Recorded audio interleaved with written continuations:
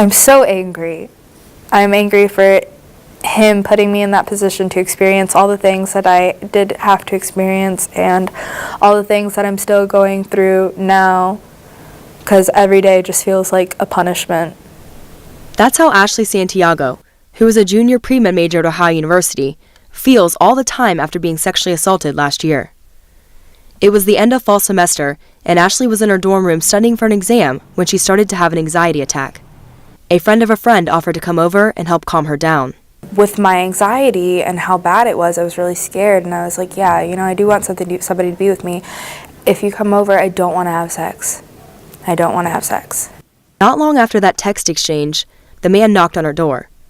Still wrestling with her anxiety, she decided to lay down on her bed. And he got in beside me, and I talked with him a little bit about what happened and fell asleep.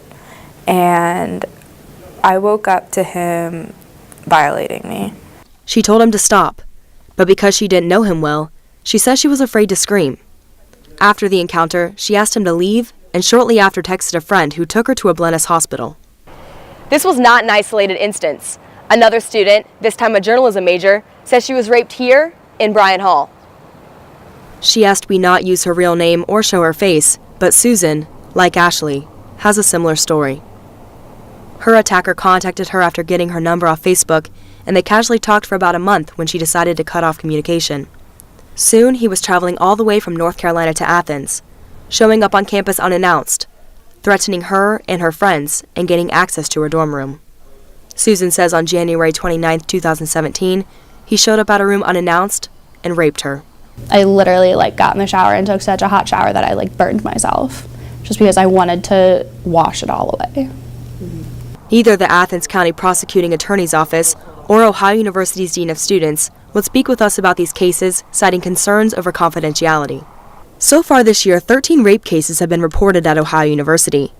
Ohio University police say they think the increase in reported sex crimes over the past 5 years reflects an increased willingness to report the crime instead of an increase in the number of sexual assaults themselves.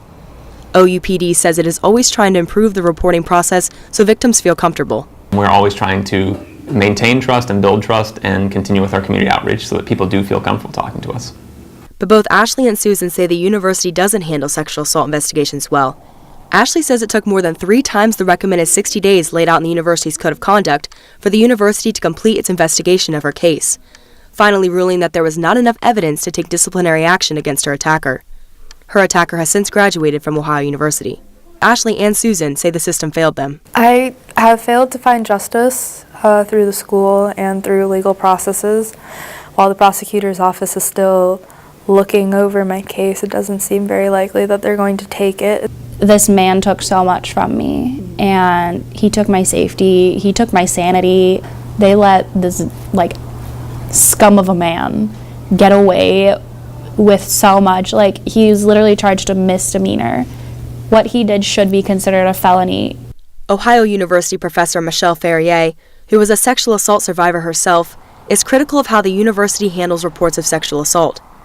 Ferrier, who is suing the Scripps College of Communication for gender discrimination, says the university puts the victims through a gauntlet that solidifies the emotional pain of the attack and understands why these crimes often go unreported.